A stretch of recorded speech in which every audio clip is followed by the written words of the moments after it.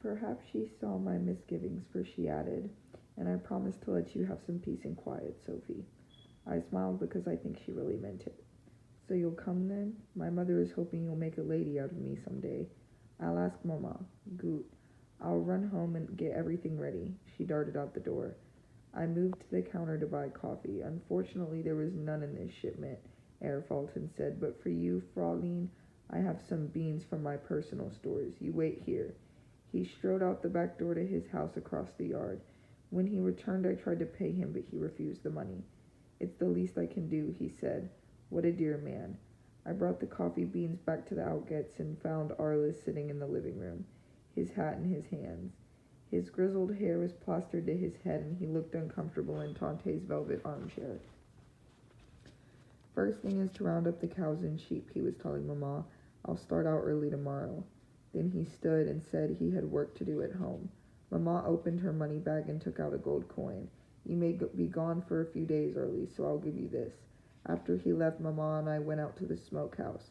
It was time for Lena's nap, and I wanted to ask her about staying with Etta. Mamma changed Lena's diaper and sat down in the rocker with her. "Mamma, Etta invited me to stay at her house until we find something else. Is that all right?" She nodded. "Ja, that would take some of the burden off the Outgets." She rocked Lena for a moment. "I just cannot believe it, Sophie. Everything gone, and it's all your father's fault. If only he had some sense." I turned away from her to keep from saying what was in my heart. "If only you loved him, maybe you could have persuaded him to change his mind." "Why do you turn away, Sophie? What are you thinking?" "My thoughts belong to me, Mamma. I know you are taking your father's side, no matter how foolish he is." I swung around to face her. "I don't want to take sides, Mamma. One war is enough. I only know that Papa said in times of war there are no good choices." Mamma's eyes grew hard. "He was wrong. He could have made a good choice." And hate himself?" I said. She leaned forward in the rocker and Lena awoke crying. "Tell me, Sophie, would that be worse than this?" "I don't know," I screamed. Willie came running into the smokehouse and flung himself onto Mamma's knees. "No fighting, no fighting." Mamma and I both stopped and looked at him in silence. I knelt down, opened my arms, and he came to me. "You were right, Willie. No more fighting." Later, just before dinner, I took him by the hand. "Come, Willie, I want to talk to you."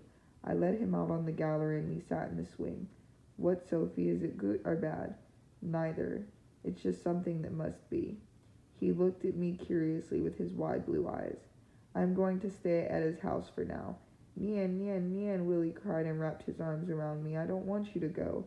"I know, but I will just be down the street, and I'll come see you every day, I promise. Anyway, you have Ehrman and George to play with." Willie said nothing, but he did not let go of me. "You are getting to be such a big boy, Willie, that I'll tell you something Papa told me if you sit up straight." He said, "What?" "Papa said in time of war there are no good choices." "What does that mean?" "It means Liebenschen, that no one can do exactly what he wants, but you have to do your best no matter what happens." He looked straight ahead and nodded. "All right, Sophie." After the little ones had eaten, we adults, for I was more adult than child, sat down to noonday dinner. The table was spread with platters and bowls of sliced ham, green beans and cream sauce, fresh tomatoes, boiled potatoes, and sauerkraut. In a strange way, it seemed like we were having a party to celebrate the burning of our house. When our plates were served, Tante gave the signal to begin picking up her knife and fork. "I'm surely sorry you are leaving us, Sophie, but I know you will enjoy being with someone your own age." I could not think what to say. She made me feel like I was deserting her. Herr Outget said, "Elizabeth, I shall inquire around town to see if we can find living quarters for you and the children, at least until Frederick returns." Mamma smiled. "Danke, Ernest, you were most kind." She glanced at me as if to say, "You see, there are sensible men in the world." In the evening, Willie and I went out to the pasture near the mill to get Pegasus. I slipped on a bridle, set Willie on the horse's back, and climbed up behind him. Willie said nothing on the way. As we came up the hill to our ruin, he turned and wrapped his arms around me. "You know what I think, Willie?" "What?" His voice sounded muffled. "I think when Papa comes back we'll build a new house right here, a stone house even better than our old one." Willie did not answer for a moment. Then he said, "Well, we can't bring Max back, can we?" "You know we can't, Willie." I dismounted and helped him down. "Come now, let's look at Max's grave and see what we can find to decorate it with." Where is it? I opened the gate. Here, where he defended us. Willie looked at the mound of earth. Max is under there? Ja. I took his hand. Let's see what we can find. We stepped among the fallen stones, making our way to the back of the house. Willie's room was a mess. We saw charred pieces of his bed and scraps of his quilt, all burned around the edges. I picked him up and he hid his face against my neck. Then all of a sudden he said, "My horse, I played with him under the climbing tree. Let's look, Sophie." I carried him around the front of the house. "There they are," he squealed and wiggled to get down. Between the roots stood his wooden horse and the rider with painted yellow hair. Willie ran and picked them up. "This is for Max." He strode to the side gate, knelt down, and placed the horse and rider on top of the mound. "Oh, Willie," I felt my throat harden. "Max would like that. I can see his tail wagging." "You can?" Ja, in my mind. Willie thought a moment. "So can I, Sophie." Now it is late as I sit writing in Eda's room upstairs. Everyone in the house is asleep, but I could not go to bed until I recorded all of this in my journal. Thursday, August 7th. This morning, Eda and I went out to pick what was left of the squash and tomatoes for her mother's to preserve. I've always enjoyed picking the garden because my mind can wander freely, but these days I don't want to think. "Doing this together is surely more fun," Eda nodded. I nodded. "I know this is not very nice," she went on. I know the only reason you are here is because your house burned down, but I wish you could live with us all the time and we could be sisters. But I know you wish you had your house back again so you could have your own room and didn't have to listen to me all the time, don't you, Sophie?" She stopped to take a breath and looked at me out of the corner of her eyes. "Don't you dare answer that question." I smiled. "You'll have to admit that living with us is more peaceful than the out gets." "Ja," I said and smiled again. "All right, Sophie, I'll be quite ready." We went on picking squash. After a time I began to think about our ruined house and Papa being gone and how nothing would ever be the same again. "Why don't we recite poems?" I said. Eda nodded. "All right, you go first." Since there will be a full moon day after tomorrow, I thought of a poem by Goethe. "This is the first verse of 'To the Moon,'" I said and recited. "Fill hill and vale again, still with softening light. Loose from the world's cold chain all my soul tonight." "Grosser Gott," said Eda. "I don't even understand what he's talking about." That made me laugh. As we moved on to another squash vine, I could almost hear her mind at work. Then she stood up. "I know one." She undid her braids and pulled her hair down in front of her face. "Remember Slovenly Peter?" She lowered her voice and slowed her speech. "Here stands Slovenly Peter. He surely could be neater. His fingernails are long and curly. His teeth are anything but pearly. His hair has never felt a comb. The bugs in there feel right at home. Even a pig is sweeter. Phooey Slovenly Peter." I laughed until tears came to my face and it turned into crying. I covered my face. "Oh, Eda, I'm afraid Papa will never be back." Suddenly she was kneeling beside me, her arm around my shoulders. "He'll be back, Sophie, as soon as the war is over. You'll see." I nodded and dabbed my eyes with the corner of my apron. She did not know for sure, but saying so made me feel better. This evening I had supper with the Outgets, then I walked out to our place with my journal in hand. At the side gate I hesitated. If only Max would come bounding up, wagging his plumy tail. But there was no sign of life, no cicadas, no balking bird, no sheep grazing. I stepped up to the front gallery and peered through the gaping hole that was once our front door. The inside walls had collapsed into a jumble of stones and charred timber and ash. It smelled like a fireplace that had not been cleaned out. I wondered if it was anything left that I could save. Gathering my skirts, I stepped through the doorway and climbed over the rubble.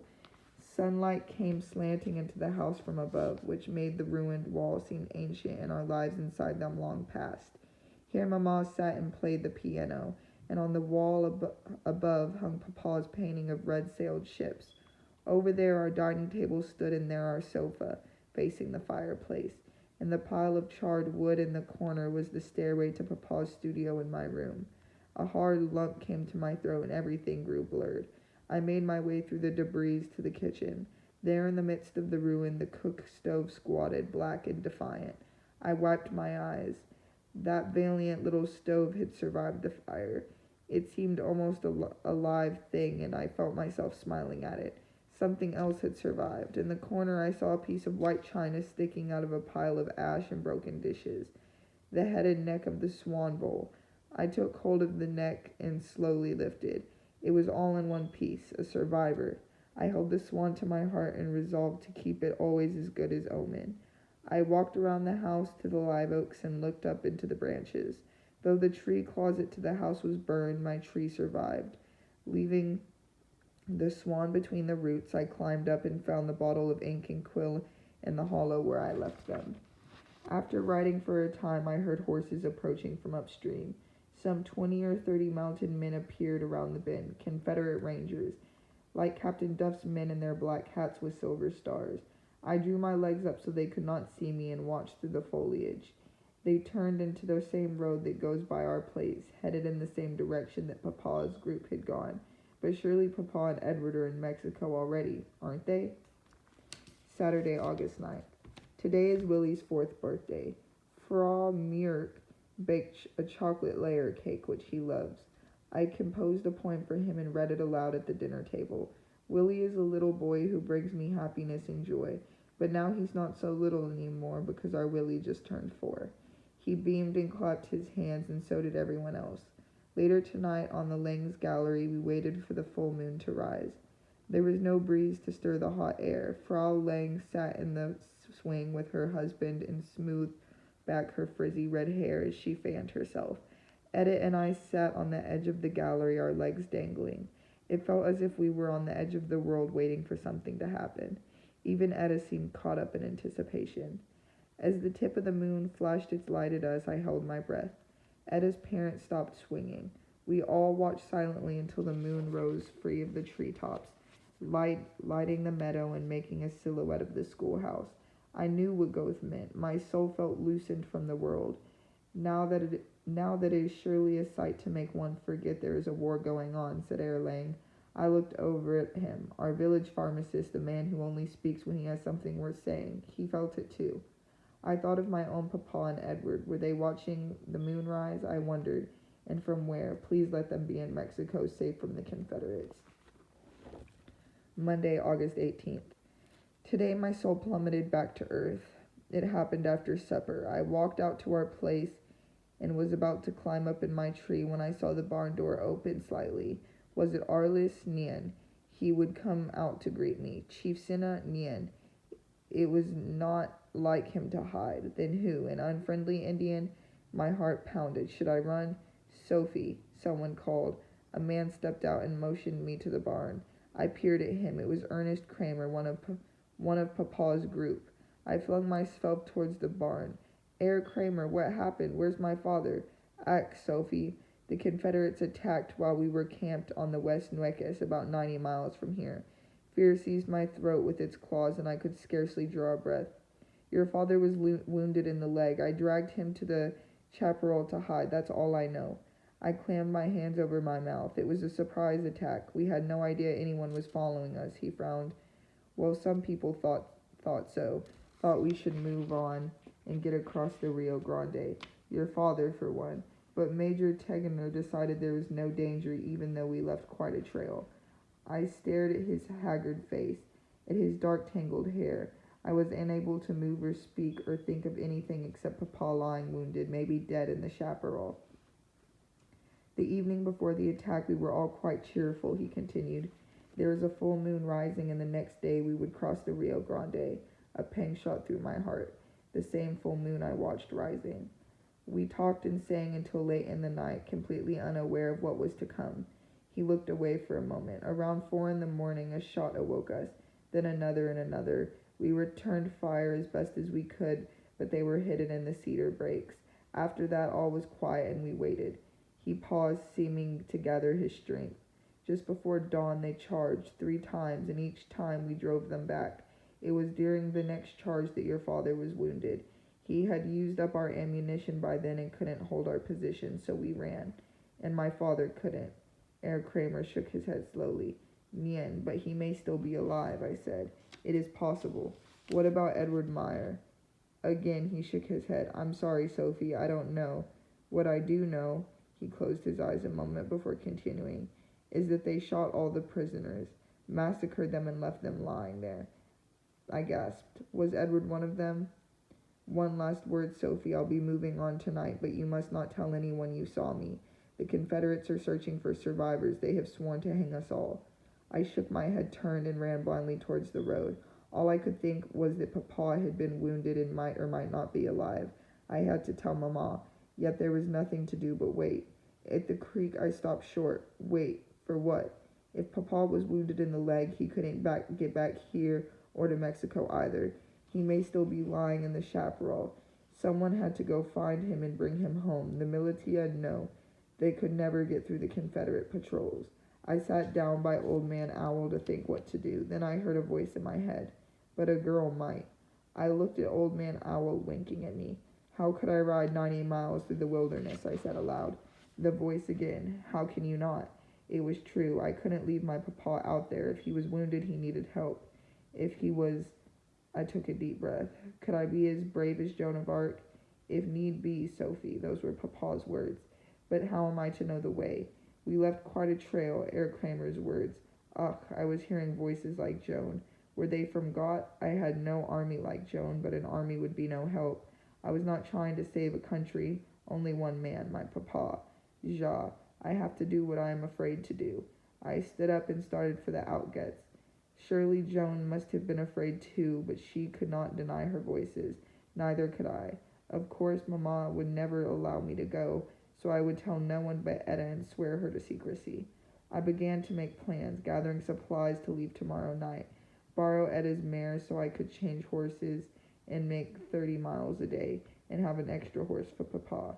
By the time I arrived at the smokehouse, Mamma was getting Lena diapered and ready for bed. Willie looked like an angel in a white nightshirt. I stood in the doorway holding back the terrible news. Mamma picked up Lena and all three turned to look at me as they were expected something. Papa was wounded in a fight.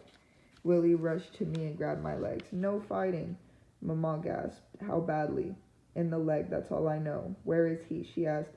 Not far from the border on the Nueces River. The Confederates followed them and attacked. Mamma lay her head on Lena's, closed her eyes, and swayed. I thought she might collapse, so I helped her into the rocker. Who told you this? She said in a soft voice. I can't say, Mamma, just one of the men who escaped. Is Papa coming back? Willie asked. Ja, I said, cupping his face in my hands. How do you know? I just have a feeling, Willie. It was a lie, of course. Mamma sighed. I knew it would come to this. Willie came and patted her shoulder. Don't worry, Mamma. Sophie knows best. She smiled at him. Oh, Liebenchen, you are a sweet boy. I held my hand out to him. Come, Willie, time for bed. I'll sit beside your pallet until you fall asleep. He nodded and lay down. I stroked his hair until he began drawing the deep breaths of sleep.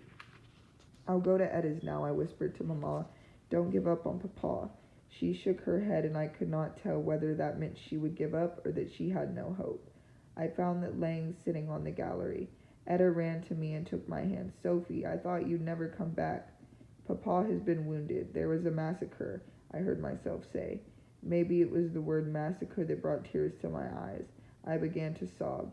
Suddenly, Frau Lang's arms were around me. For a long time she patted my back, murmuring, It's all right, Sophie, it's all right. When I pulled away at last, Herr Lang offered me a handkerchief. You must not lose hope, Sophie. Your father is no ordinary man. That is true, mean Herr. I lifted my chin.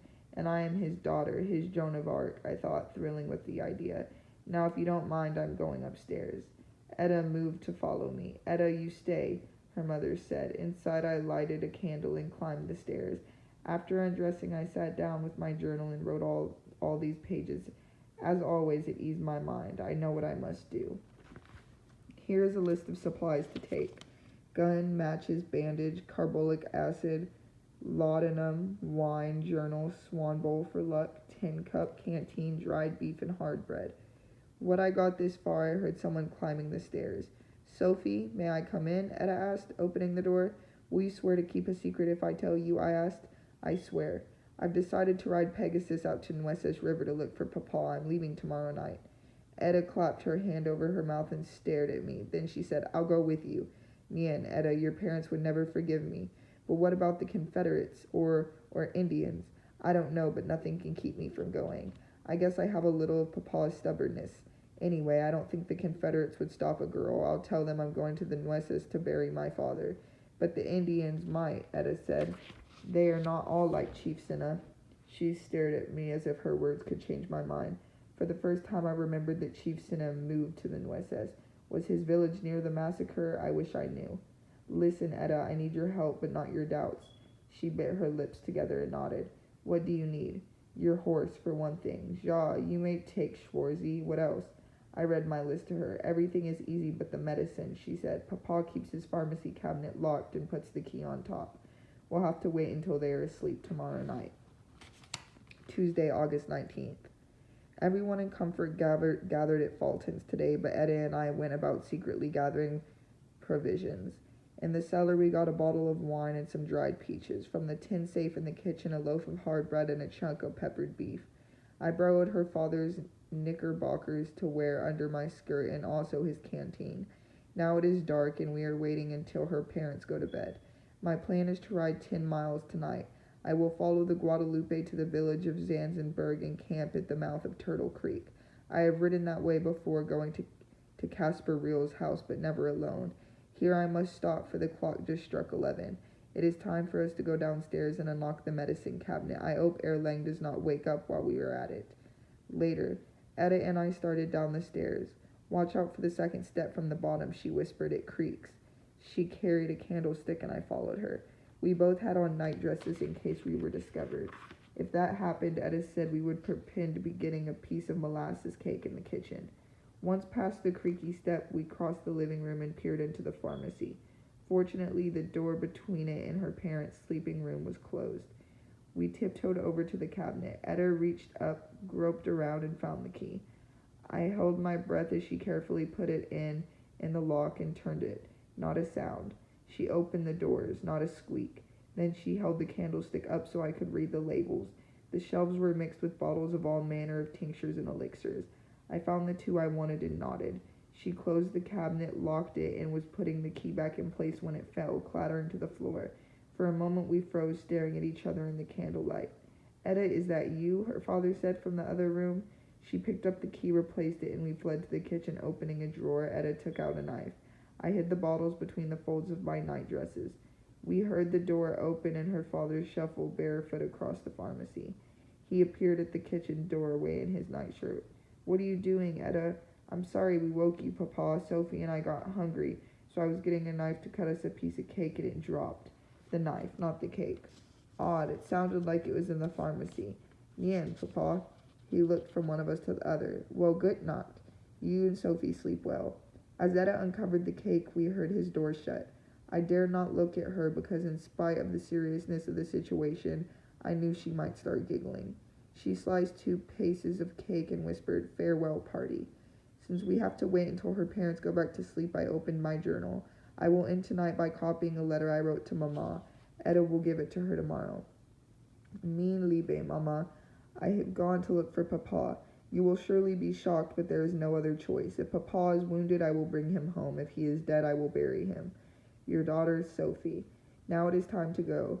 I have changed into Tante Emma's short gown and skirt over the knickerbockers. Etta gave me a straw hat that ties under my chin. Papa's small pistol is tucked in my belt. The provisions are all packed in the saddlebags out in the barn. Wish me luck, dear reader. Wednesday, August 20th. On the moonless night, I rode Pegasus along Main Street with Schwarzy following. Before we went down the creek, I stopped. The crossing is a scary place in the dark. How different it seemed the day Edward kissed me. Sunlight was sparkling on the water then. The water was like black ink rippling over the roots and rocks. Someone could be hiding behind the trunk of a cypress tree. Still, if I did not have the courage to cross the creek, I might as well turn around and go back. I tugged on Schwarzy's rope and coiled it up as she came up. Ready, I nug-pegged with my heels. Go. We dashed across, splashing through the water. At the top of the bank, I glanced back. We made it, my friends. Slowly to a walk, we continued up the hill and passed by the ruins of our house. Once it was filled with lamplight, but now it is dark and roofless. I looked away, giving Pegasus a kick, and we trotted on. After a time, I heard the sound of flowing water, the Guadalupe, and saw a line of trees silhouetted against the sky. It was still a long way to Turtle Creek, but at least I had a river to follow. The crescent moon was rising when we passed through Zanzenburg and came to a live oak that stands opposite the mouth of Turtle Creek. I hobbled the horses, spread a blanket, and lay down, but I dared not close my eyes. I listened for the slightest sound, perhaps a rustle of something approaching. I heard the river flowing by, the warble of tree frogs, horses cropping the grass, nothing more. I remember William Tell's words, "He fears no mountains who is born among them." I thought of the hills that surrounded the valley. "These are my hills," I whispered. "This is my river and my tree." The tree frogs warbled back and forth from one side of the river to the other. Many times I have fallen asleep to their lullaby. "These are my frogs." Peg's white coat shone through the darkness. I could not make out Schwarzy, but she was there. My horses. At first light I awoke to the song of a mockingbird. A good sign. I looked over at Peg and Schwarzy. Well, we made it through the night. Peg snorted and swished his tail. Schwarzy just looked at me. After rolling up my blanket, I untied the horses and mounted. We forded the river above the mouth of Turtle Creek where the water is shallow. On the other side we followed the creek heading due west. I tugged on Schwarzy's rope and urged Pegasus into a trot. The horses frisked and tossed their heads in the cool air. I looked back to the east. The sky seemed to be on fire. It reminded me of the painting Papa made of our homestead with the sun rising behind a mountain in the distance. How I hoped he will make another. We had gone some 5 miles when I spied the Reals log house. It stands atop a gentle slope on the north side of the creek, shaded by a great live oak. I could see Emma sitting on the gallery with her little brother in lap, and 2 other little boys playing at her feet. Their dog bounded to the front gate, barking. Someone is coming, Mama," Emma said. "Sophie Gunther," I called, waving. A short, plump woman came out the door. "Frau Real." She waved back as she spoke to the dog, which looked so much like Max it made my heart ache. At the fence I dismounted. Frau Real opened the gate and wrapped me in her arms as the children gathered around. "Ach, Sophie, I can't believe what has happened. We heard the news from a survivor." She released me. "What, about your papa?" "We heard that he is wounded." "Well, we must hope for the best." She looked closely at me. "But what brings you here so early? You must have left Comfort before dawn." "Ja, I'm going to look for Papa." "Ach, Nian, I can't let you do that. Does your mother know you're here?" I looked at her for a moment. She is a dear lady, but she could never keep me from going. I shook my head. "It is too dangerous, Liebenchen. The Confederates are all around here. They won't let you through, and Indians." "I must go, Frau Real. Papa's life may depend upon it." "Nian, I cannot let you take such a risk." She took my arm. "Come, let's have coffee and butterbread and talk." I pulled away from her and began to untie Pegasus. "I have made up my mind and no one can stop me."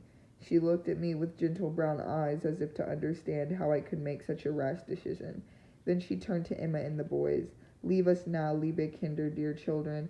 I want to talk to Sophie." After they left, Frau Real said, "Did you hear about my little brother, Amy?" "Nien," she sighed. "He was so young and hot-headed. They say that after Major Tiggener was wounded, Amy shouted, 'Let's sell our lives as dearly as we can,' and led the charge." She shook her head. "But no amount of killing could ever pay for his life, and for all their lives. He never had a chance to marry and have children. Isn't that sad, Sophie?" "Ja," I said, "but even sadder, I thought, is to die and leave a family." Then, brightening, Frau Real says, "I've been baking bread all morning. We expect more survivors to return, and they'll be hungry. Perhaps your father will be one of them, Sophie. Why not stay with us and see? At least they will bring news." I shook my head. "Papa was wounded in the leg, and it's not likely he could make it here." She sighed again. "Very well, Sophie, but at least have some breakfast before you go." Coffee and butterbread sounded good. I followed her into the house through the front room to the fragrant kitchen. The bread was still warm and the butter sweet. While I ate, Frau Real wrapped a loaf for me to take along. "Your papa and the men met in the wooded place upstream about 12 miles near a watering hole. My Casper says they were headed for the south fork of the Guadalupe and planned to follow it to the headwaters." She handed me the package.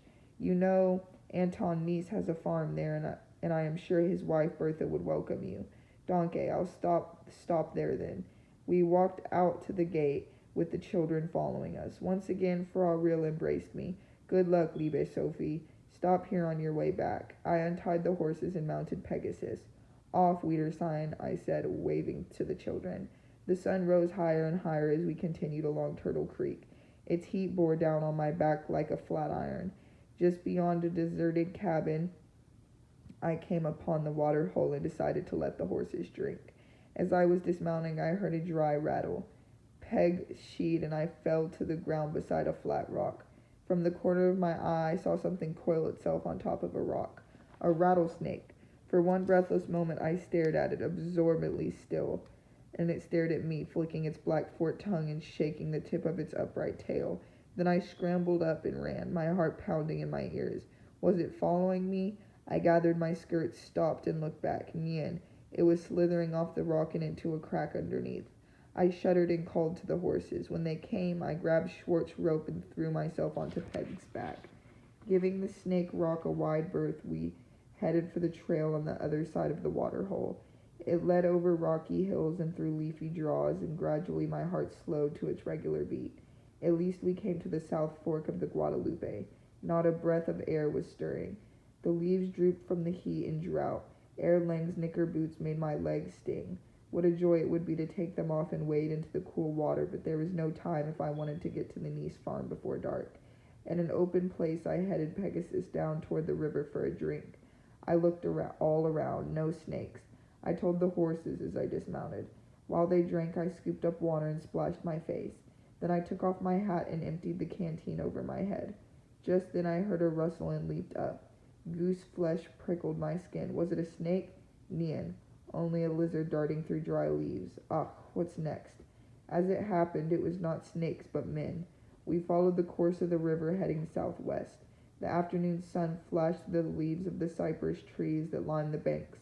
Suddenly, Pegasus turned his ears, and Schwartz he whined. I looked over where they were looking. Upstream, on the other side, a group of mounted men were starting across the river. Halt, one of them shouted. My mind raced. If I halted, they might make me turn back, but if I tried to gallop off, they might shoot. I halted, and they surrounded us, a dozen men or so, in pack horses. Good afternoon, miss, the leader said in English. He was clean-shaven except for a mustache and wore the gray Confederate coat. Lieutenant Williams of Partisan Rangers. What is your name, and where might you be going all alone? I looked straight at him. My name is Sophie Gunther. I'm going to the Nueces River to bury my father. No one is allowed to go to the Nueces, Miss Gunther. Orders from Captain Duff. The lieutenant said, You will have to turn around and go back home. He paused. Where do you come from?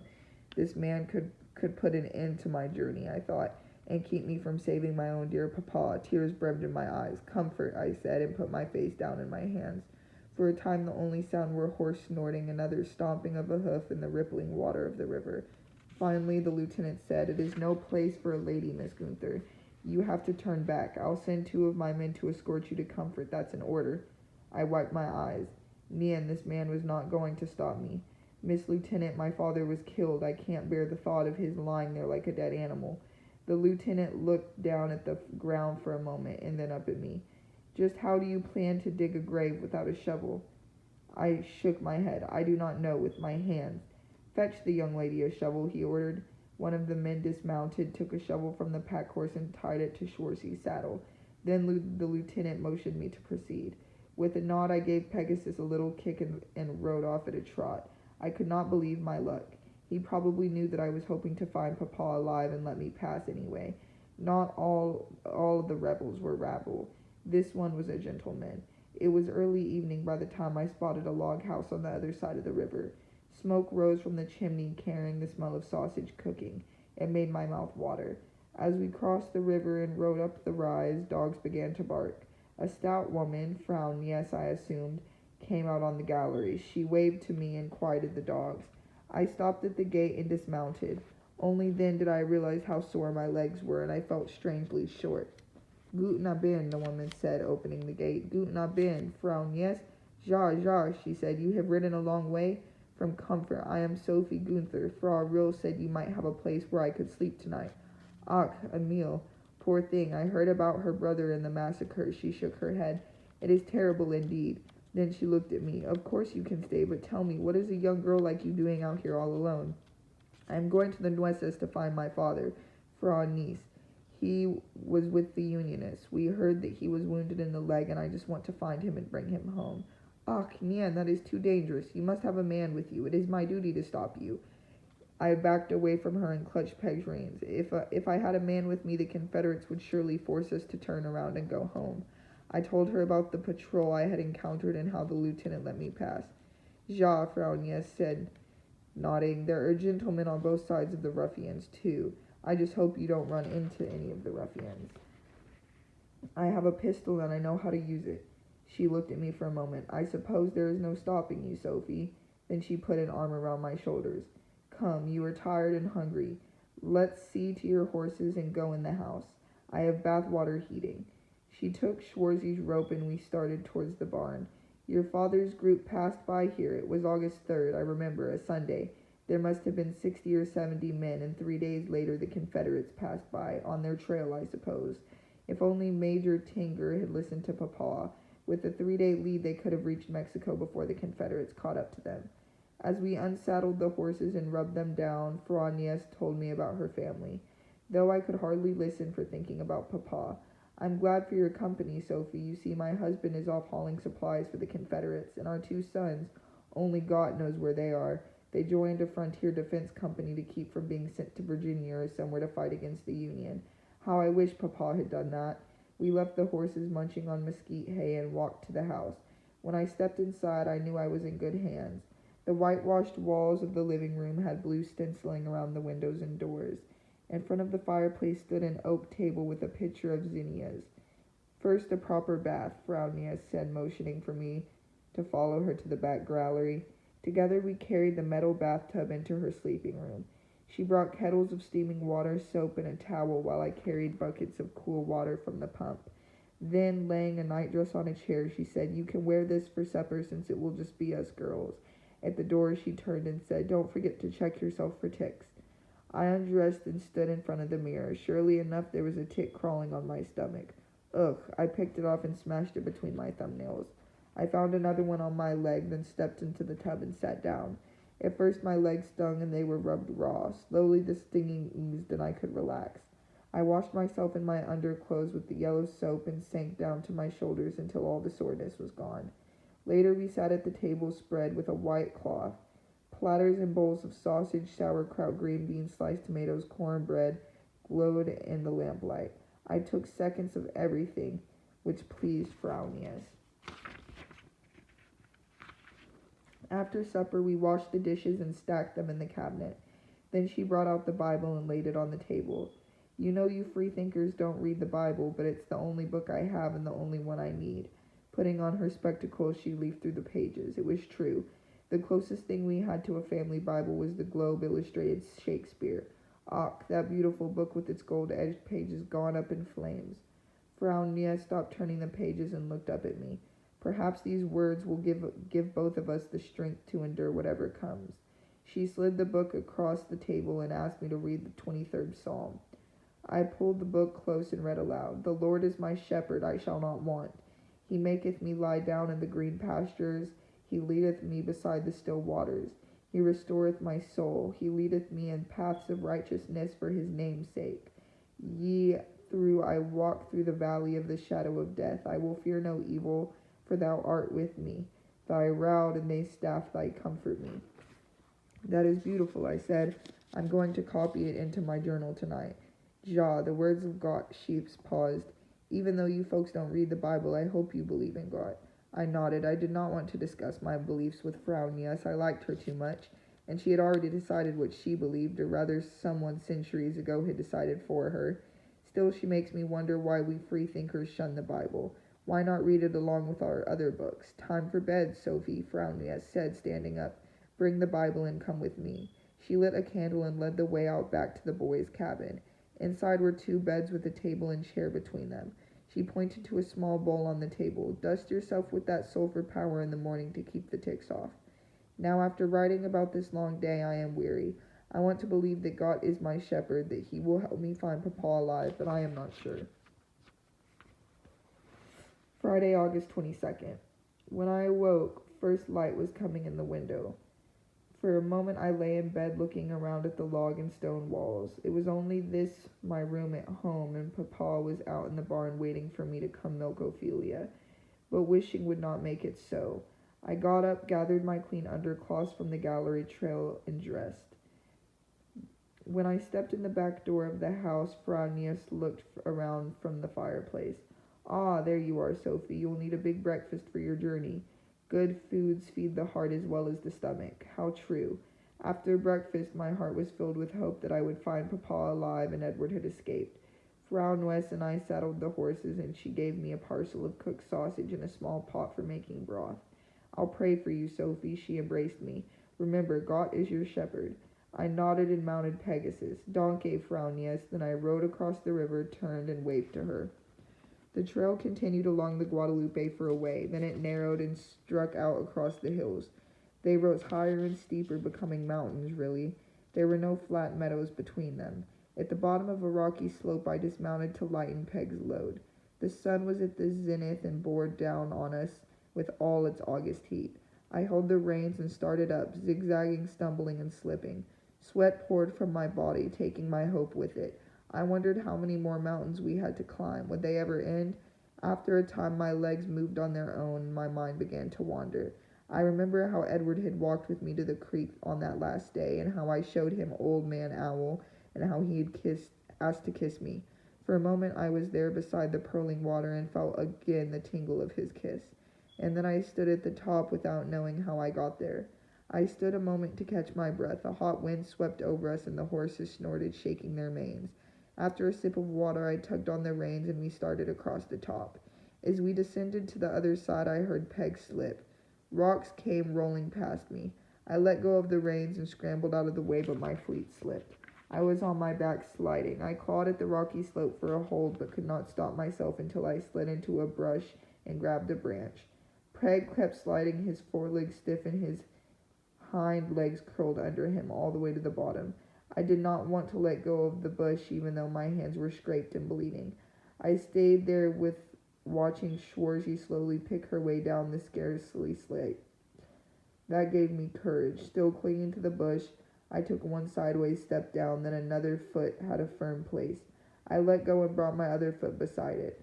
In this way, one step at a time, I reached the bottom. It was an airless pit where all the sun's heat settled. I took at my hands and pressed them into my skirt to stop the bleeding. They stung and sweat ran down my face and body. Even though the knickerbockers were hot, they had saved my legs. I opened my canteen and poured water over my hands and patted them dry. There were no deep cuts, just scrapes. Then I tied the horses' reins and put them over their necks. We started climbing back and forth up the mountain. When we made it at last, I gasped. We were on top of the world. I looked across rolling hills covered with dry grass and spotted with clumps of live oak. I felt as though I could see all the way to the Nueces. Papa, I called, we're coming. I mounted Pegasus and we headed southwest, as if only the sun would not drop below the horizon. If only darkness would not come until I found him, but it would. Even though there were no green pastures or still waters here, I hoped there was a shepherd watching over me. We moved across the high country at a trot. The horses were weary, but I urged them on. We had to find water before dark. At last the trail led us down into a ravine and along a creek. Since we had a little daylight left, I kept on. The creek emptied into a wide, shallow river. At first I thought it was the West Nueces, then I saw the trail continuing on the other side. Nien, this must be the East Fork, I told the horses. We forded the river and picked up the trail again, heading south along the grassy bank. The sun hovered just above the horizon, and I had to find somewhere to camp. The thought of darkness filling in the wilderness filled me with dread. These were not my mountains. As we came around a bend in the river, Peg and Schwarzy raised their heads and whined. Mean Gott! At the top of the rise, 3 Indians sat on their horses watching me. My heart lurched into pounding. I slipped the pistol from my belt and hid it in the folds of my skirt. There were 5 shots. Every chamber was loaded and ready to fire. Were they Penateka, I wondered? Could they be from Chief Senna's band? All at once I heard myself call out, Aliman! The Indians talked amongst themselves. Then one turned and rode off while the other 2 stayed watching me. I waited, not knowing what would happen next and afraid to move. As the sun sank below the horizon, it cast a fan of rays below the scattered clouds. If Papa were here, he would make friends with them. He would take out his easel and paint the scene. 2 mounted Indians silhouetted against a red sky, the magic of painting.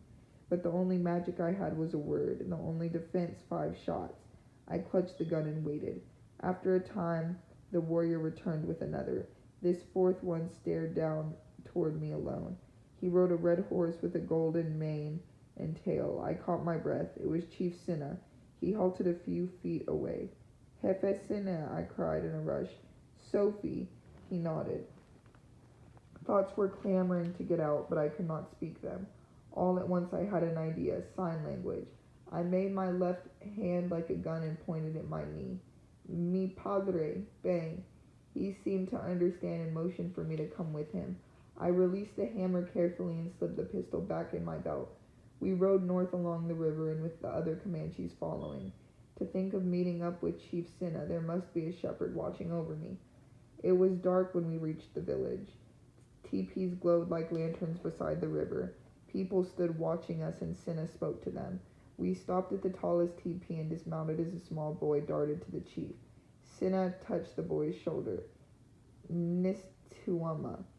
Gesturing to the woman who stood beside the teepee, he said, Mi esposa Anaweko. I knew that must be his wife. Then he nodded in my direction. Sophie. Anaweko smiled and shook her long black hair over her shoulders.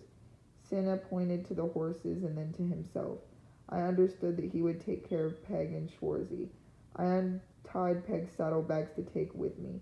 Anaweko motioned for me to follow her inside, so I ducked through the opening. There, opposite the door, hung Papa's painting of the chief. I stared at it, remembering the day. Por favor, she waved her hand toward a buffalo robe on the ground. I sat down and looked around. Colorful designs were painted on the teepee lining. The lower edge was rolled up to catch the breeze, and a small fire burned in the fire pit.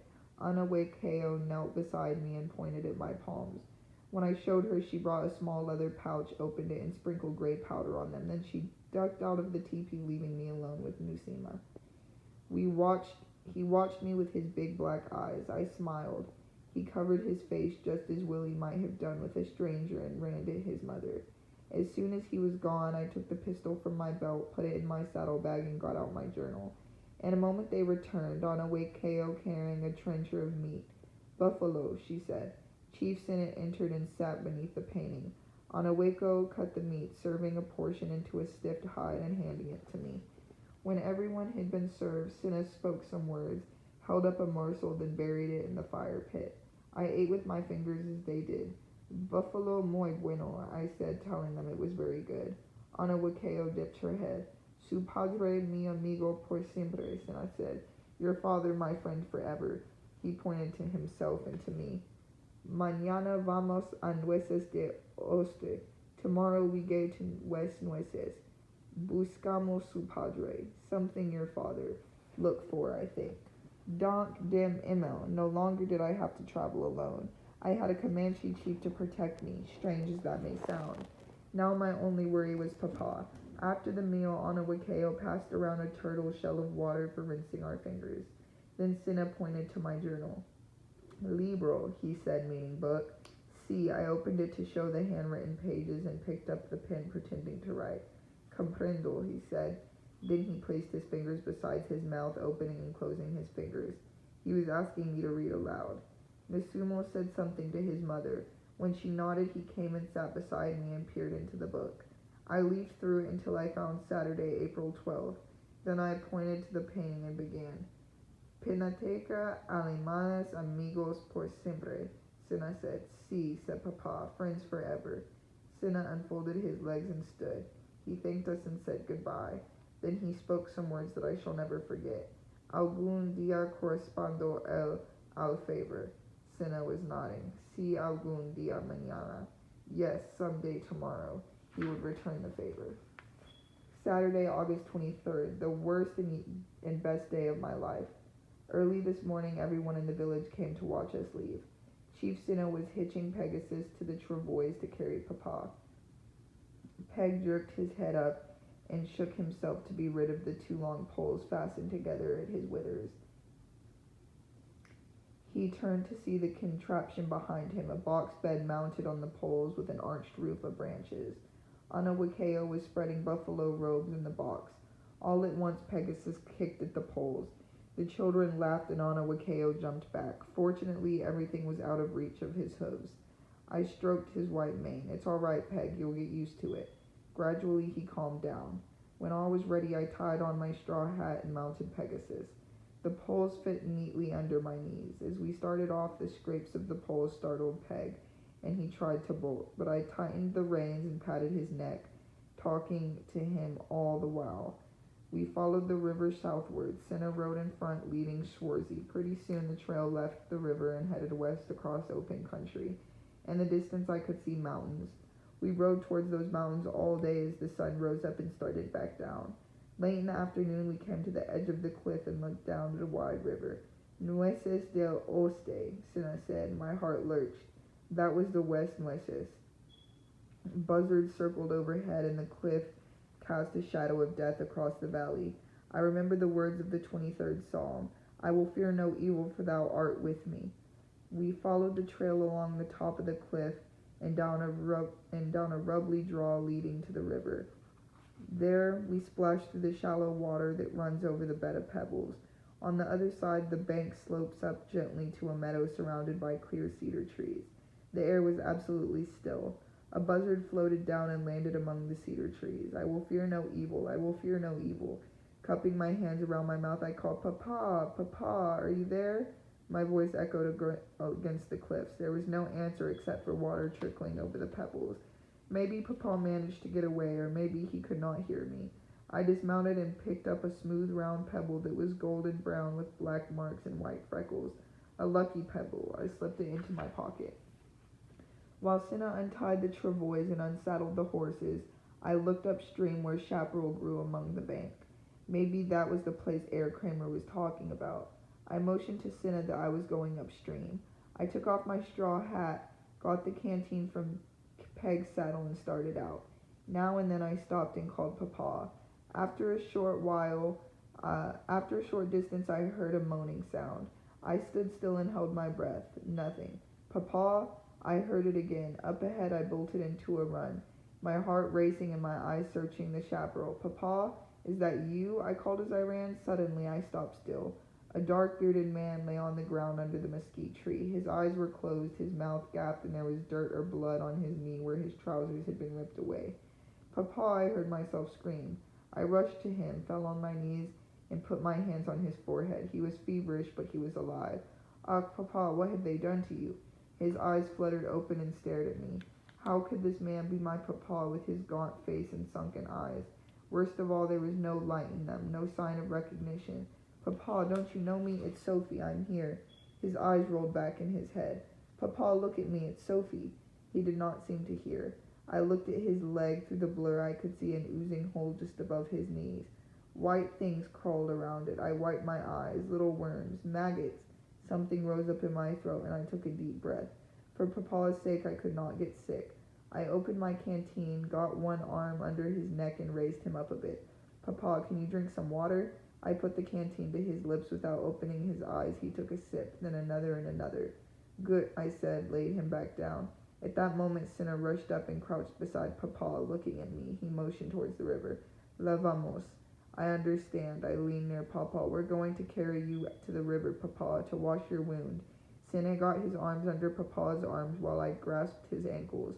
We walked slowly to the river's edge. I took off his boots and socks, and we moved him closer to the water run over his legs. Maggots began to come out of the hole, squirming and curling. I washed the blood and dirt away from the wound. The skin around it was an angry red. Then Cinna motioned me away so he could help Papa relieve himself. Afterwards, we carried Papa back to our campsite and laid him on a buffalo hide with Peg's saddle for a pillow. While Cinna gathered firewood, I got the wine and medicines and bandage out of my bag. I mixed laudanum and wine in the swan bowl and poured it into a tin cup. Drink this, Papa. He drank, and I waited for it to take effect. Then, opening the bottle of carbolic acid, I poured some in the wound. There was a lead ball in there, but I could not imagine probing for it. The carbolic acid stung my palms, but that was good. I wrapped a strip of bandage around Papa's knee. How much better to have the wound cleaned and covered, of course. That did nothing for his fever. I made a wet pack with some bandage cloth and pasted across his forehead. Cinna was laying the fire inside a circle of rocks. I got out my tin matches and handed them to him.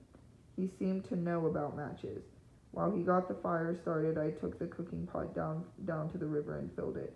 Then I set it over fire and added some strips of dried beef. Papa lay with his mouth open. It made my heart ache just to look at him. I took his hand and held it in both of mine. Papa, you have to get well. I don't think I could live without you. He stirred and opened his eyes. Sophie, he whispered. God say dank, Ja, Papa, it's me. Am I home? Not yet, but we're going home. Chief Sinna is helping. He closed his eyes as if he needed to rest to understand. Sinna sat nearby watching us. When I removed the wet pack, he took it to the river for cool water. Darkness fell, but the firelight kept it away. As soon as the broth was ready, I aroused Papa and got him to take a few sips. Then he turned his head aside and closed his eyes. I could only hope he would make it won't take more in the morning. Su padre muy fuerte. Chief Sinna held up his arm, flexing his muscle. Vive. See, I said. I hoped that he was right, that Papa was strong and would live. In a moment, Sinna pointed towards the meadow above and said, Muchos muertos. I knew that meant many dead. I gasped what Herr Kramer said was true. They had not buried the dead. The vast darkness all around us seemed to edge in closer. Please, God, don't let Edward be one of them. To ease my mind, I got out my journal. Chief Sinna sat silently by the fire as my quill pen scratched on the paper, and gradually a sense of peace came over me. I had found my Papa alive.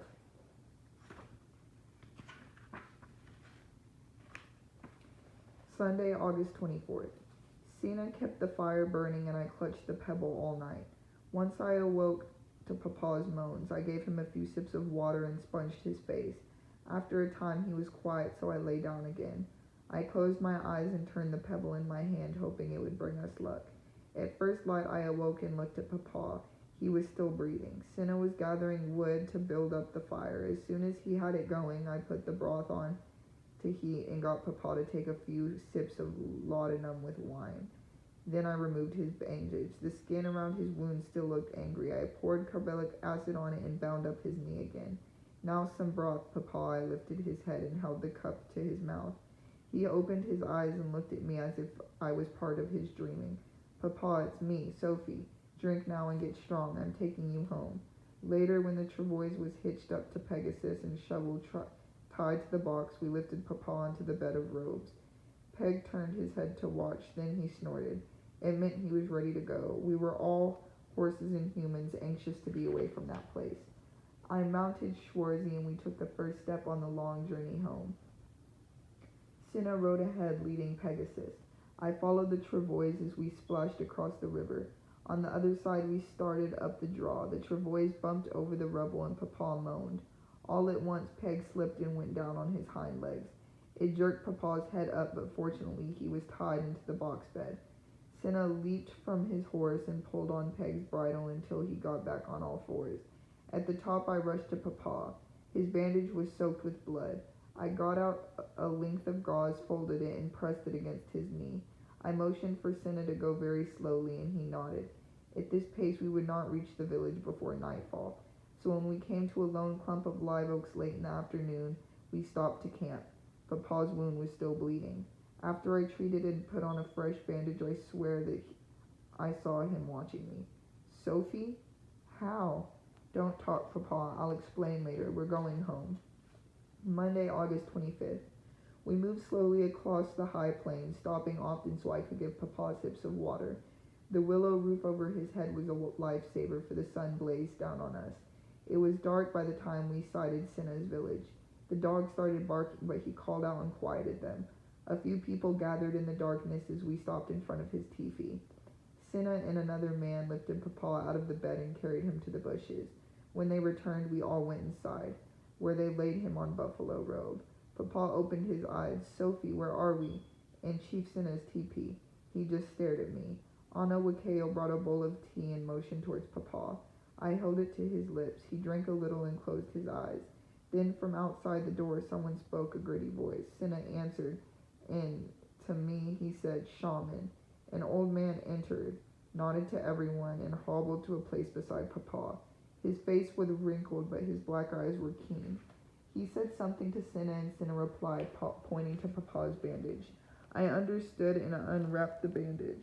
The hole was oozing blood, so I pressed the gauze to it again. Sangre, the shaman said. blood. He opened a leather pouch and took out a wad of feathery down. Waving my hand away from the wound, he pressed the down into it.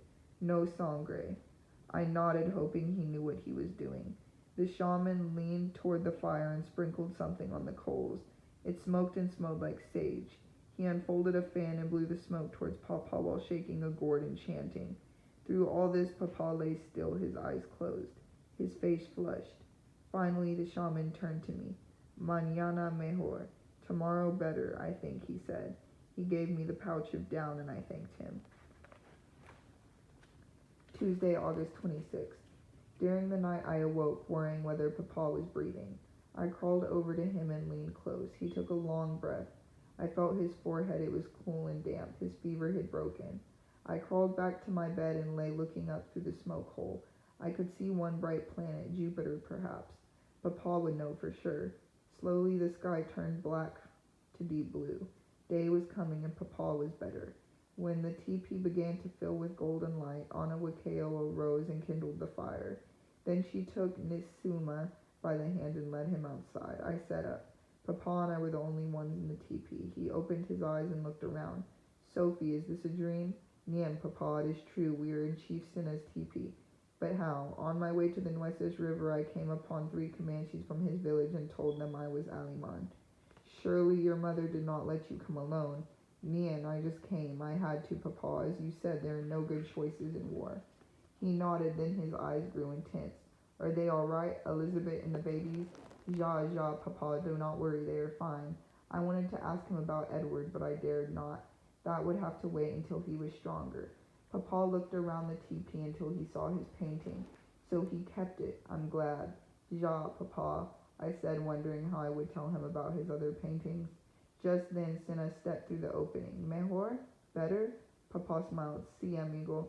You must rest now, Papa, I said. We're starting home soon. I'm not sure I can stay on a horse, Sophie. You don't have to. The chief is letting us take the travois. Gracias, Papa said and closed his eyes. Later, Senna and the other man carried Papa to the bushes and back again. Then Ana Wakeo brought in some broth. I lifted Papa's head and held the bowl to his lips. He took a sip. How did you find me, Sophie? It was Herr Kramer. He managed to escape and made his way back to comfort. He said he helped you crawl into the chaparral. That was the first word we had of what happened. Papa seemed to drink back to the awful day. I lay still waiting for them to leave, and then I heard more shots. They were killing all the wounded. He closed his eyes. No more, Papa, you're too weak. In a moment he opened them and went on. Then a Confederate spied me. I thought he would kill me too, but he looked around and tossed his canteen. I love that man, Papa, even if he is a Confederate. Papa nodded. So do I. Senna ducked in the doorway to see if we were ready. See, Papa said, Senna Ana Wakeo, and I carried Papa out to the travois. Schwarzy and Senna's red mare stood waiting beside it. The chief was going to travel with us for a short distance. Before mounting Schwarzy, I wanted to thank Ana Wakeo. I opened the saddlebag and saw the swan bowl, a dear remnant of the past. With a pang in my heart, I offered it to her. Ana Wakeo took the swan in both hands, holding it like a sacred object. She looked up at me and smiled. Gracias. It was worth the loss. As we started off, Nisuma tried to run after us, but Ana Wakeo held him back. They watched until we crossed the river and passed behind a stand of trees. We followed the trail heading northeast along what Papa said was Bull's Head Creek. The wide alley made for easy traveling. The early morning air was cool. Papa was better and we were on our way home. Even though we had no home, my heart sang. I had Papa with me and that was all that mattered. The valley soon became a narrow canyon and the trail led sharply up to the rim. Before starting up, Senna dismounted and checked the harness. When he rode beside Papa, keeping his eyes on the travois and urging Peg on. Good, Pegasus. He pulled his head down, watching his footing, and pulled. When at least we came to the top, Senna dismounted and came back to Papa. Amazing contraption, Papa said. A wagon would have never made it. He pointed to the travois. Muy bueno, si amigo. Senna waved his arm around towards the rolling plain, saying it was easier there. Then he said goodbye. In Spanish, Papa thanked Senna for saving his life. Senna motioned towards me. Su hija brava.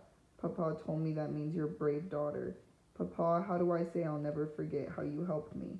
Nunca olvido, never I forget. I pointed to myself. Nunca olvido. Cinna nodded. He mounted his horse, raised his hand, and rode back down into the canyon. We moved on then, and I wondered if that was the last time I would ever see Chief Cinna. One thing was for certain, he had more than returned the favor. Wednesday, August 27th. When we reached the big watering hole, I heard horses approaching from the east. A lot of horses.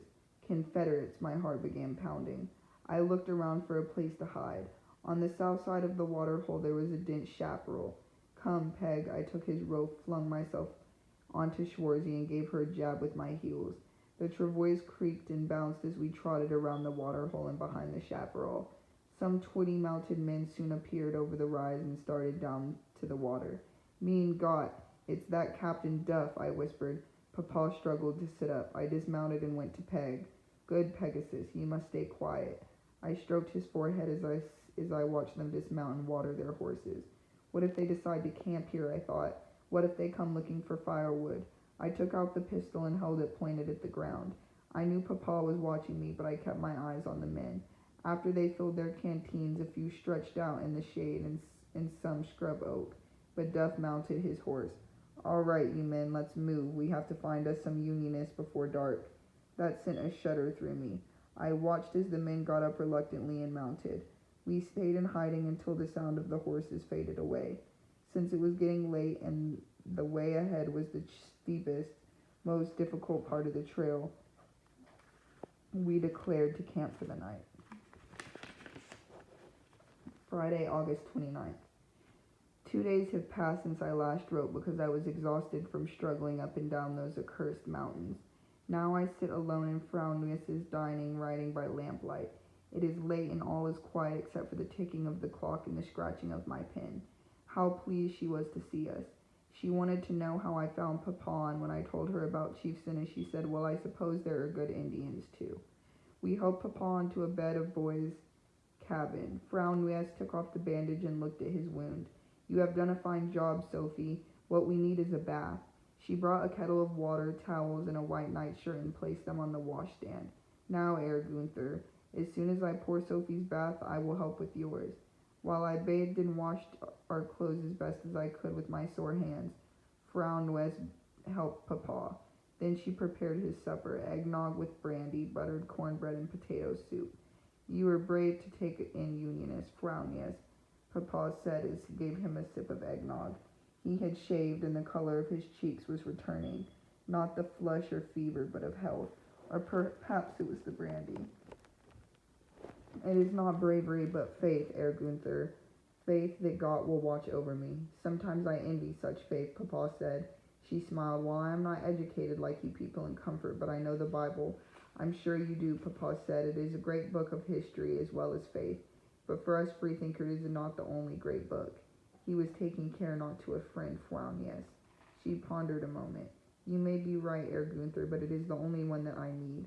There was a pause, and Frau Nuisse spoke again. One question I've always wondered about. Since you freethinkers don't go to church, do you believe in God? Papa chuckled. I can't speak for others. That is the nature of being a freethinker. I personally believe there is a God, and I am searching for what that means. I did not want them to get into a discussion about God, so I dipped up a spoonful of potato soup. Here, Papa, you must eat and not talk. Ja, Sophie is right, Frau Nuisse said, and I must see to our supper. When Papa finished eating, I asked the question that had been on my mind about Edward. I wish I knew, Sophie. There was such a confusion. He shook my head. At least I didn't see him shot. Well, that is surely something. When Frau Nuisse returned, she said, Herr Gunther, you must get up and walk or that leg will get stiff. Papa sat up, then leaning heavily on us, he took a few steps. He winced but kept going to the door. Sehr gut, said Frau Nuisse. You do that every day when you get home now. Home. In 2 more days, if all goes well, we will get back to comfort. Sometime before that, I must tell Papa we no longer have a home. Saturday, August 30th. We rode along the Guadalupe River in the shade of cypress and pecan trees. The land looked more and more like our valley, which cheered us both. Then, leaving the Guadalupe, we struck out across hills and through wooded ravines. At Turtle Creek, we stopped briefly to water the horses and moved on. Late in the afternoon, I caught sight of the real house. Their sheepdog started barking, and the whole family came out on the gallery. Sophie, said Fra Real. She hurried to the garden gate as fast as her short legs could carry her. The children ran to meet us and walked alongside, staring at the travois. Herr Real came and stood with his wife at the gate. Though not a tall man, he seemed so by comparison. When we stopped, everyone gathered around Papa. Frederic, denk dem Himmel, Herr Real said. Und, Sophie, Papa answered with that old light in his eyes. Then, looking at Fra Real, his face grew serious. I am sorry about your brother, Emile. He was a brave young man. She nodded. Ja, too brave, I think. But you were wounded, Frederic. Come into the house and let me change the dressing. As we helped Papa out of the travois, Herr Real said, Where on earth did you get this contraption? From a Comanche friend, Chief Sinai said. The one who came to my birthday party. Herr Real raised eyebrows. So, he said, nodding, I remember that story. Remarkable. Once we were inside, Fra Real brought a pan of water, towels, and medicines. While she removed the bandage, I told about meeting the Comanche on the way to the Nueces. You were fortunate, Sophie, very fortunate, she said, Herr Real. He stood stroking his goatee for a moment. Frederic, I am afraid we can't offer you a bed, but I can show you a good place to camp for the night.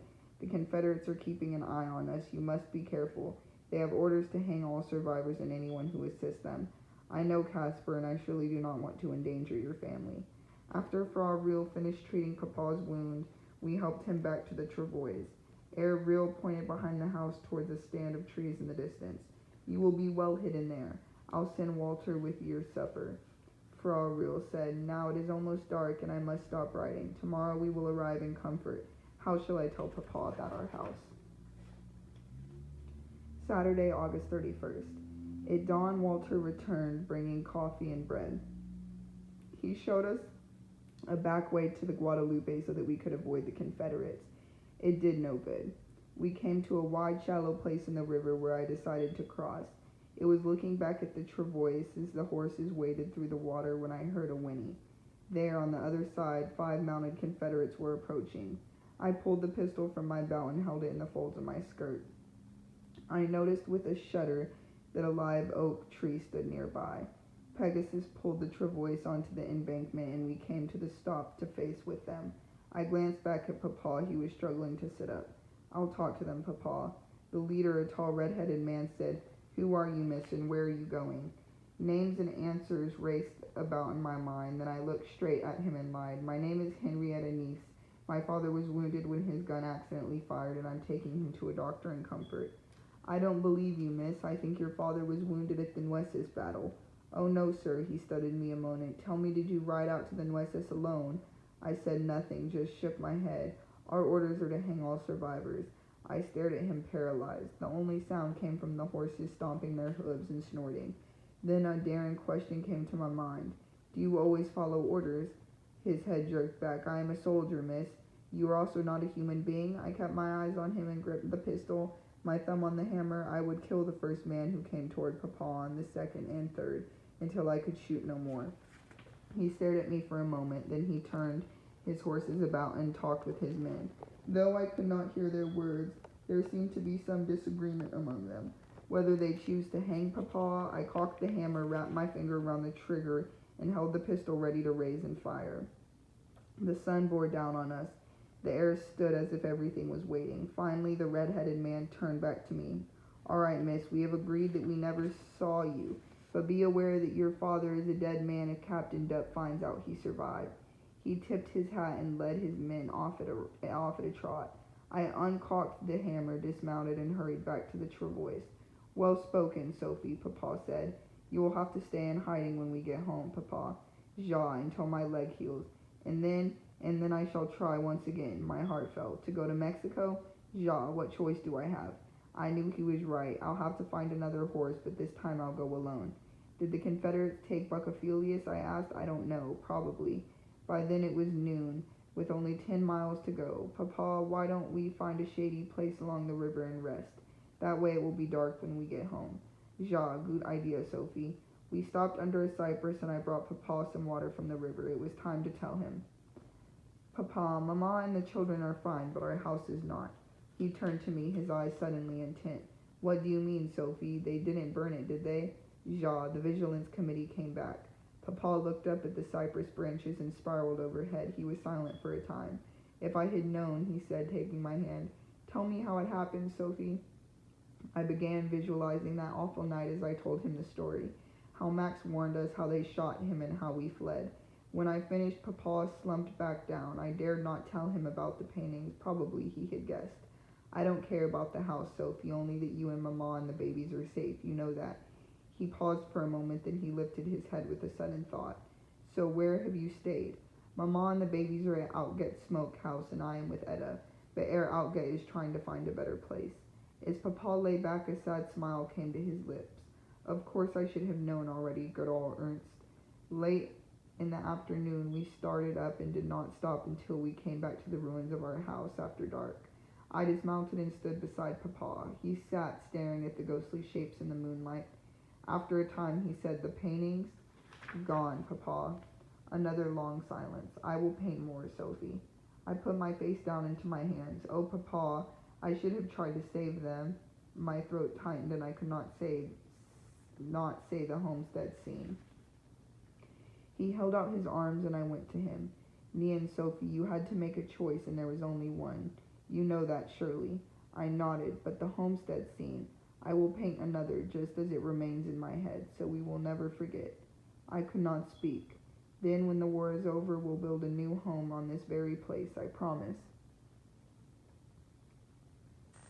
I straightened up and looked at the lonely stone walls. The tightness in my throat gave way to tears that ran freely down my cheeks. How little we know of what is in store for us when we are young. Sophie, both good and bad. We think everything will always be like it is, never changing. I know better now, Papa. Ja, you know better now. You are not my Klein Sophie anymore. You are all grown up and that is how it should be, how it must be. I said nothing for a time, then I dabbed away my tears with my skirt. Does that make you sad, Papa? Sad and glad at the same time, like the ending of one story and the beginning of another. I tried to smile, but my lips quivered. I thought about a lot of things when I lay in the chaparral. He went on, about the killing, about my friends lying dead and the buzzards circling overhead. Once a buzzard landed near me and waddled around me, waiting for me to die so he could peck the flesh off my bone. I took his hand. Stop, Papa. That's just what I did. I made myself stop and think about all of you instead. It kept me alive. He squeezed my hand. I thought about how I want to see you get the education you deserve, Sophie. The best place is Ursuline Academy in San Antonio, even if it is Catholic. I caught my breath. Oh, Papa, is it possible? Anything is possible when the war is over. We were silent for a time when I pondered the idea. Going to school in San Antonio, becoming a writer, seeing the world. With Edward, do you think Edward is alive? I asked. It's surely possible, Sophie. Papa smiled. Shall we move on now? I like that idea, Papa. We crossed Cypress Creek and came to the Outgets gate. Lamps shone in the windows, and someone stood at the front door, silhouetted against the light. Who is it? Herr Outget called. Sophie and Papa, I answered. Herr Outget turned. Elizabeth, it's Sophie and Frederic. We heard a little scream and the sound of scraping chair legs. In a moment, the doorway was filled with dark shapes rushing out the gallery and across the yard, followed by Tante Emma carrying a lantern. Willie was the first one out the gate. He had on little trousers and a shirt. Sophie, he squealed. Then he stopped, staring at the Travois and Papa. What happened to your leg? Someone shot a little lead ball into it, Willie, but it is much better already. Is the ball still in there? Ja, I decided to keep it. Papa grinned at Willie and held out his arms. Just look at you, my Maylene, come. Willie flung himself into Papa's arms. We were surrounded, Mama and Lena in her arms, Tante Emma, Herr Outget, and the children who ran about, squealing with excitement. Willie came to me and raised his plump little arms. I picked him up and hugged him close. When Lena began to cry, everyone stopped still. Mama and Papa stared at each other in silence. Tante Emma set the lanterns down, took Lena from Mama's arms, and patted her back, murmuring, It's all right, Lena. Your Papa has come home. Mama took a step back with the Travois and hesitated. Elizabeth, Papa said. Mean lieber Frederic. She rushed to his arms. We thought that you... She buried her face against his chest. I know, Elizabeth, but I'm not. thanks to Sophie. In a moment, Mama stood up and looked at me for the first time. Why didn't you tell me then, Sophie? I couldn't, Mama. I knew what you would say. She came up and embraced me. I hate to interrupt such a lovely scene, Herr Alget said, but we must go inside. Our house could be under surveillance. You are not out of danger, Frederic. Ja, say, I know that surely. Herr Alget, Mama, and I helped Papa out of the travois. With us on both sides, he hobbled into the house and stretched out on the sofa. I'll go for Dr. Pfeiffer, Herr Alget said. We can trust him. After he left, Frau Merck brought a bowl of cottage cheese with honey, in which Mama fed Papa, even though he could feed himself now. You know about our house, Frederic. Ja, Elizabeth, I'm just thankful that you and the babies are all right. I'm not a baby, Willie said in his high-pitched voice. I am 4 years old now. Ach, of course, Maylene, Papa, said Papa. You had a birthday while I was away. Willie nodded. The Breemers have offered us the cabin behind their house, Mama went on. We will be safe here in town until the war is over.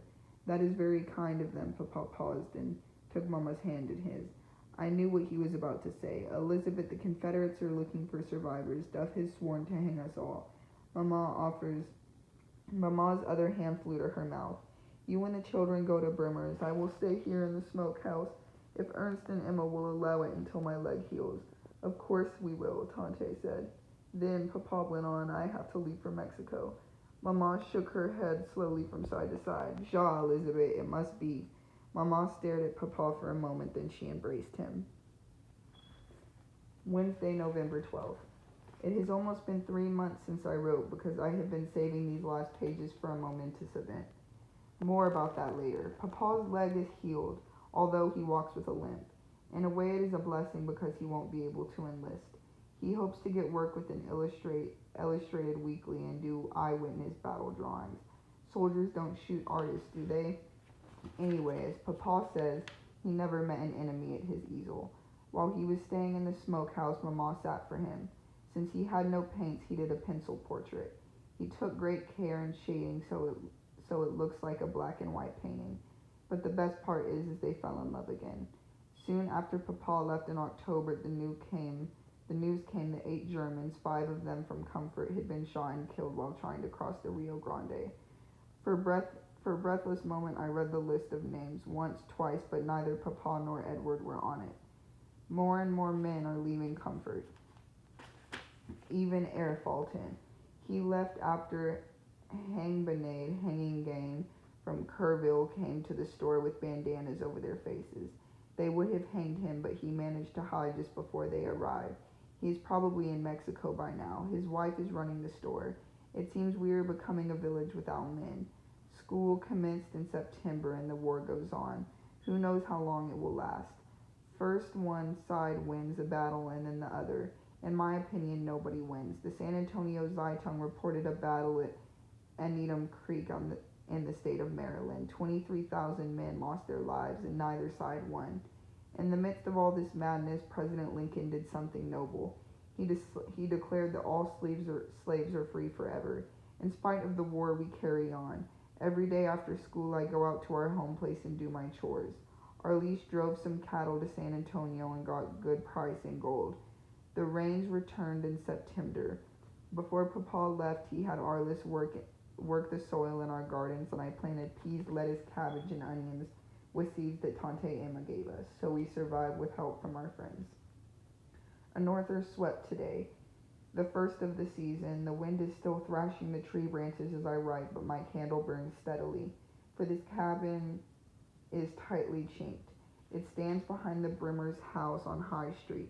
There is only one room with a gallery. I sit at our dining table before the fire. At the other end of the room, Mama, Willie, and Lynn are sleeping. Now for the momentous event. After school, I went to the store. Wonders of wonders. There were 2 letters from Mexico. One was addressed to Mama in Papa's hand. The other was from me, from Edward. I ran down Main to 6th and up to High Street, words pounding in my head. Papa met it. Edward is alive. Willie was playing on the gallery with a little wooden boat the Herr Brimmer carved for him. Willie, Papa made it, I know. Mama opened the door. She had Lena in her arms. I held the letter out to her. He made it, Mama. Papa is in Mexico. She let out a breath as if she had been holding it ever since Papa left.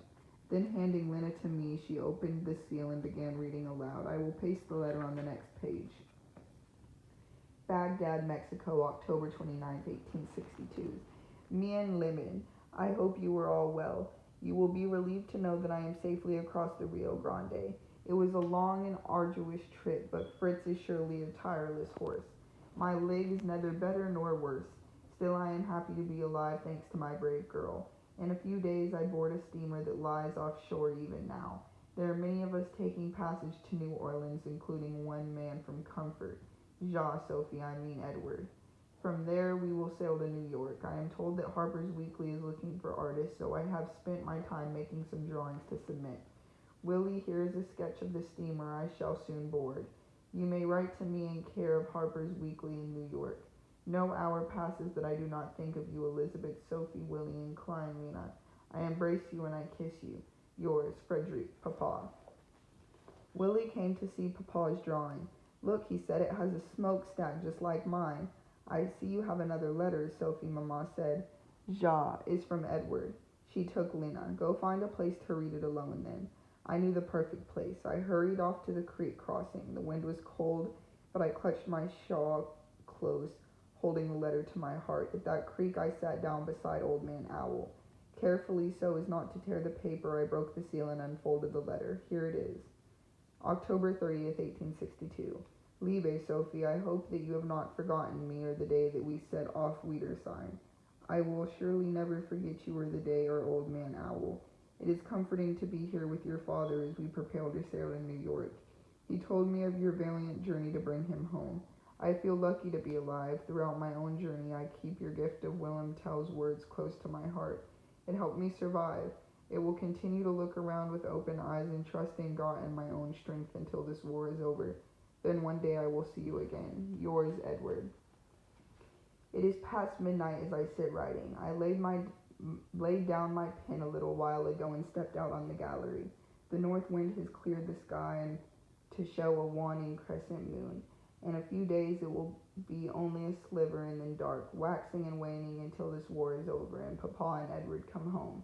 So I reach the end of my journal, dear reader. May you find it 150 years from now and know that I, Anna Sophie Frankies Gunther, was here.